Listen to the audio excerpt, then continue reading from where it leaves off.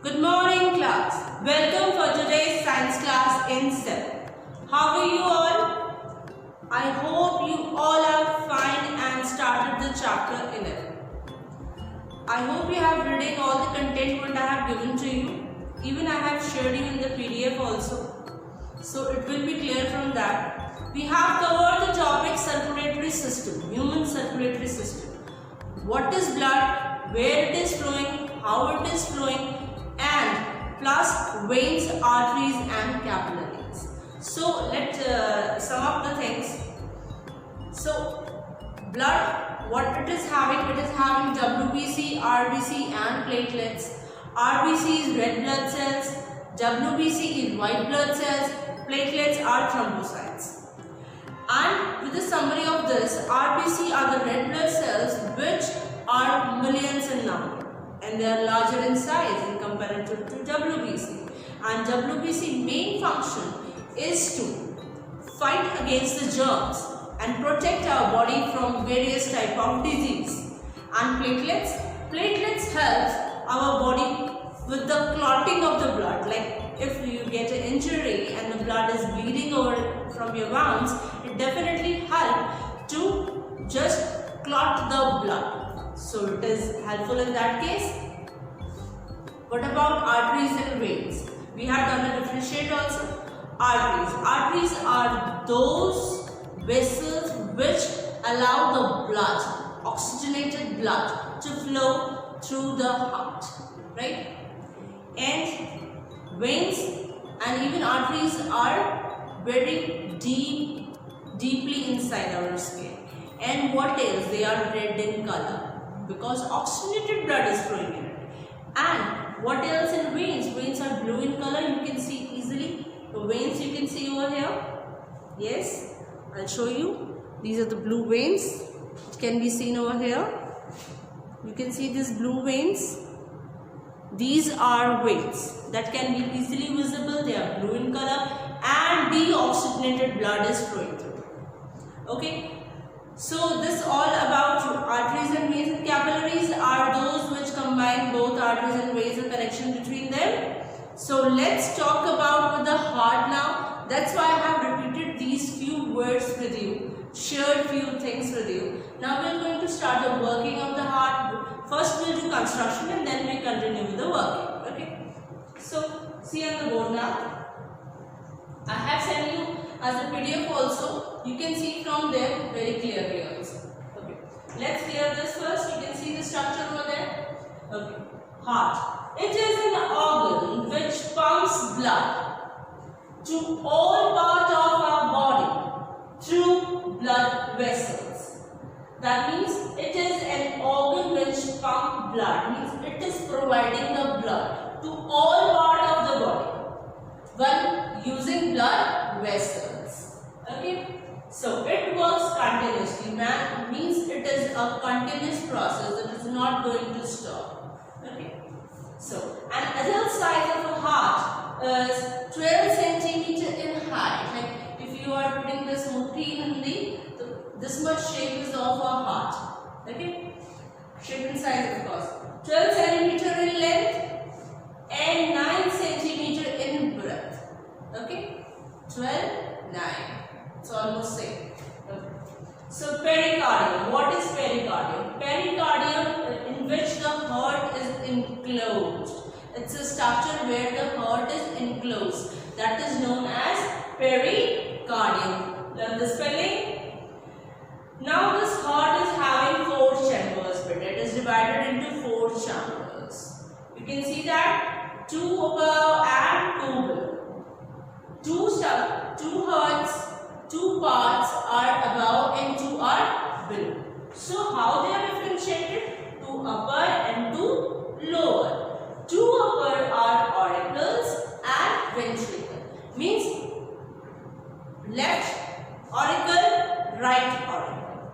Left ventricle, right ventricle. Like this. So 2 upper and 2 lower. So one can be left auricle and then left ventricle, and one can be right auricle and right ventricle. Okay.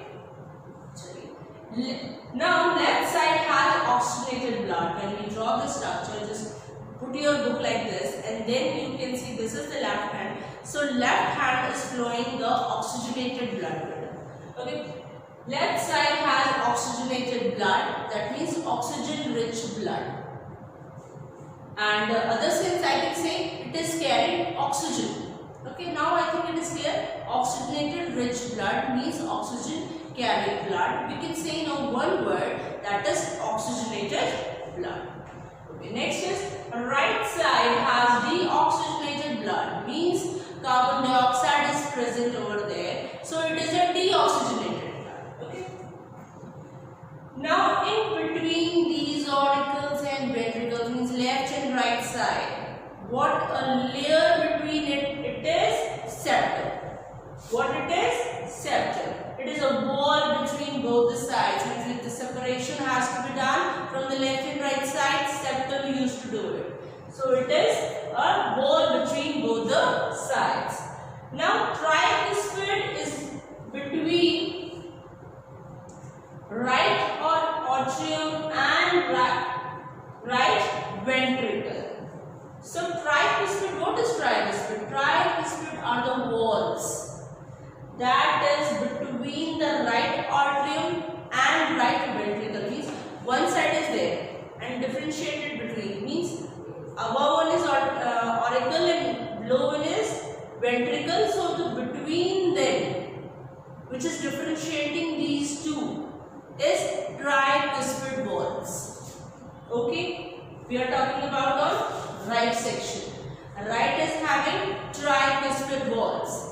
And when we talk about left, if we talk about left, then it will be bicuspid walls and it will be left atrium and left ventricles. When we are talking about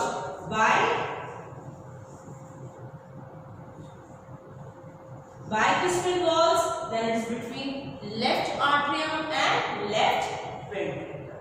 You can see from the diagram also. It is very clearly showing the walls. These tricuspid and bicuspid walls are differentiating the right ventricle and left ventricle. Okay.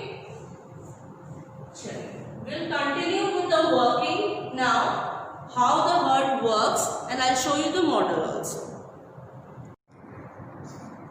Yes beta, let's discuss the model of human heart. This is the model of human heart. You can see the four chambers very easily. This is atria.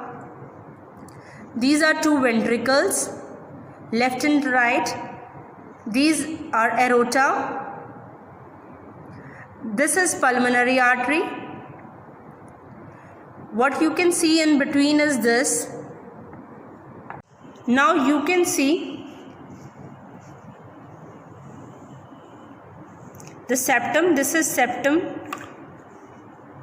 And now you can see very easily the two partitions of artery and ventricle.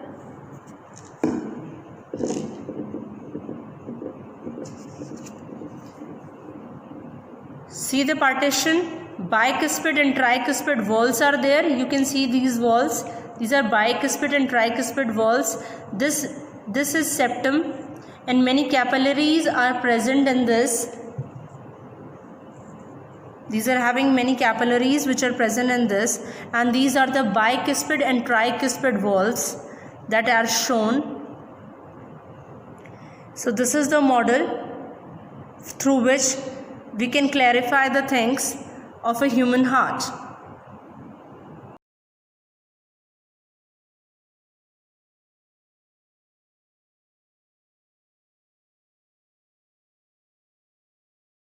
Yes beta, let's continue with the heart circulation, like blood circulation in the human body we are discussing, and I am continuing with the working of the circulation of the blood. So it is a systematic process, beta. Contraction and relaxation is continued going on. It's a continuous process I have discussed to you, and it is contraction and relaxation is continuously going on. Okay. So let's, I am discussing with this systematic diagram. You can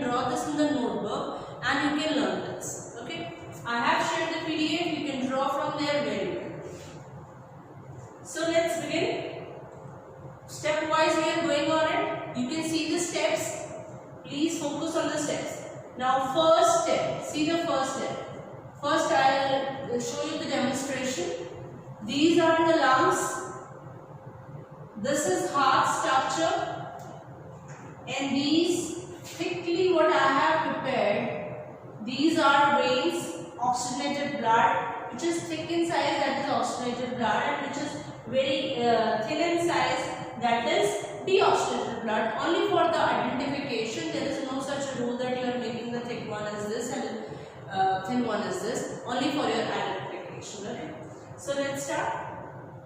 First step, that is lungs. Now what happened? The lungs are exhaling out, means many capillaries are there. They are giving out oxygenated blood, right? Lungs are giving oxygenated blood.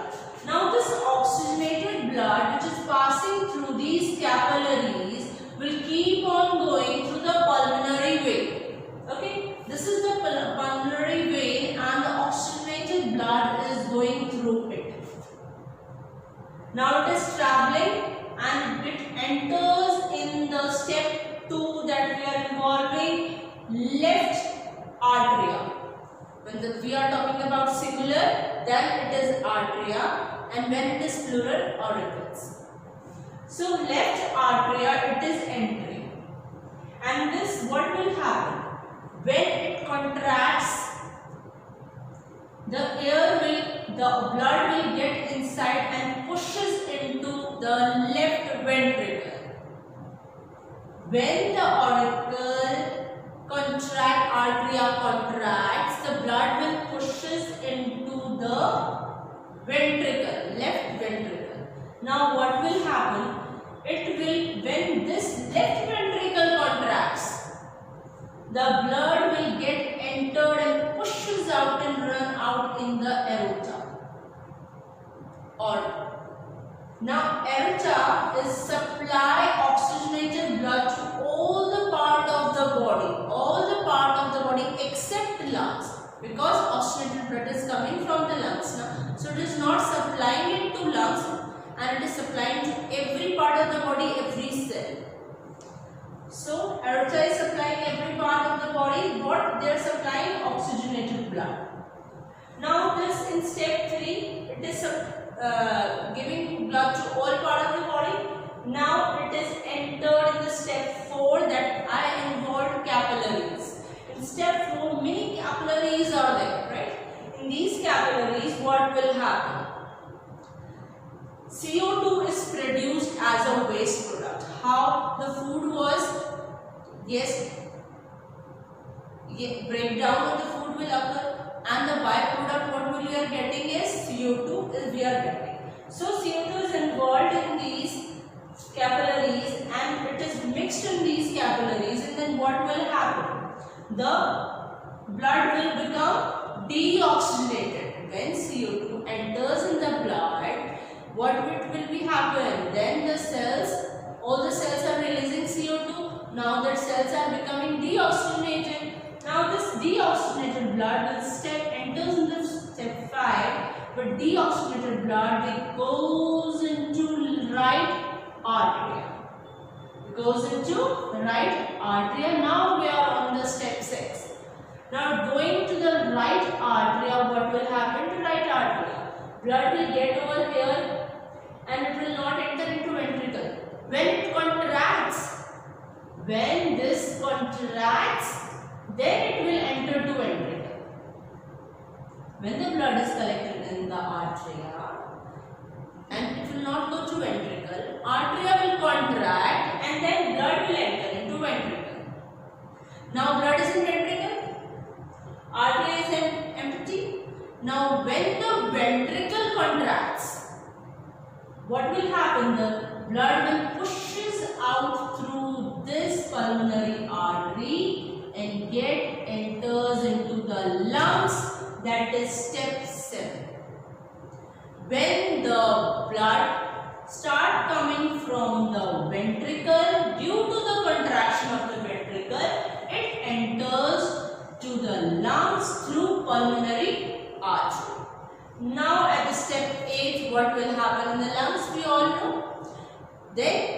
it will take the carbon dioxide and expel out the carbon dioxide, and lungs will take a fresh air inside the lungs, and again the step 1 will start. So this is the cycle goes on.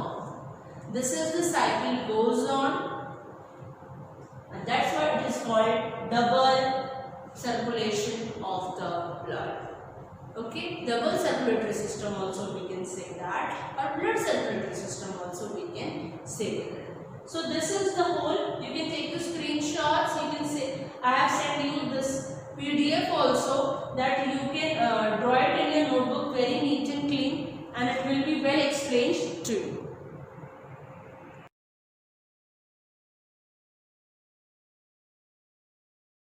Yes, beta. Now let's continue with the heartbeat. What is heartbeat? How we are going to identify that how many heartbeats are going.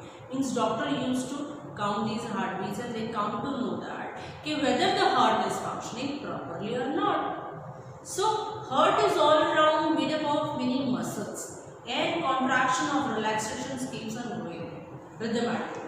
So muscles contraction and relaxations are going rhythmatically in our heart, and this are to be counted. And when these are counted, doctors can easily identify that whether the human heart is working properly or not.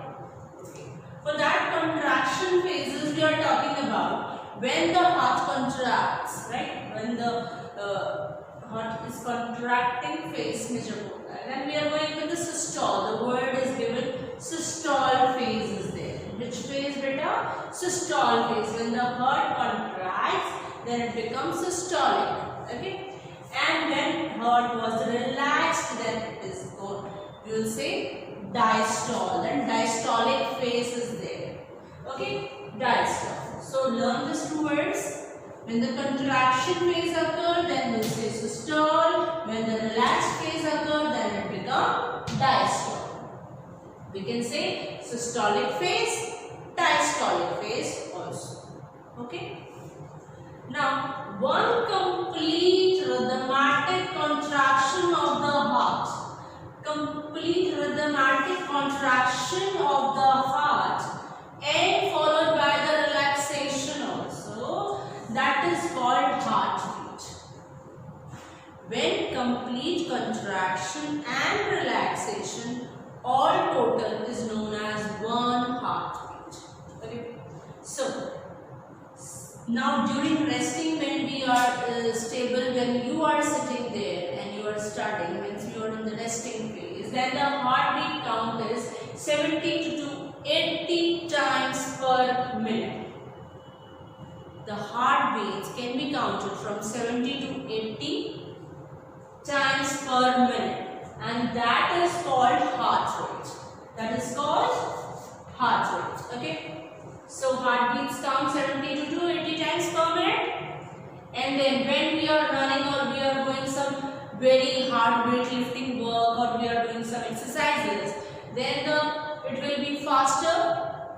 It can goes around 120. Okay, so during the running it becomes faster, heart rate becomes faster, and it can rises up to 120 per minute times per minute also. So all this heart rate we are talking about, beta, how we come to know that? How many heartbeats are going on? There is an instrument that is used to measure these heart rates. What does the name is? Stethoscope. The word is stethoscope. With this stethoscope, we can listen the heartbeat. Doctors even using the stethoscope to listen the heartbeat. Okay. So, see, I have drawn you the diagram of stethoscope on the board. Now, it is having three parts. A part chest cavity, B earpiece, C rubber tubes. Now see this earpiece. This is earpiece where the doctors used to put this in his ears, his or her ears. Okay, and then this is a rubber tube which allows the vibration to travel inside it. And this is the chest very sensitive part. Diaphragm is a very sensitive part, and chest piece is the part of that stethoscope which is used to doctor put it on our chest. Doctor used to put on our chest to measure the heartbeats. Now how it's work? The doctor is using this chest piece, putting on our heart, and the rhythms and the beats of our heart just travel through this rubber tube. And what earpiece he is putting in his or her ears, he can able to listen the rhythms. And this diaphragm helps to amplify the sound of our heartbeat. So we can, or doctor can listen very carefully, very easily these heartbeats. So he observed the time and counted, and he easily able to identify whether the heart is working nicely or not, whether the patient have problem or not. So it can be done with the using of stethoscope. I think I am clear with this topic. We have done with the heart, we have done the functions, we have done the working, we have done the heartbeats. So all we have done, so just revise it again, see the video, see the PDF, and sum up all the things. Okay. So we will meet in the next lecture with next new thing. Till then, thank you. Have a nice day.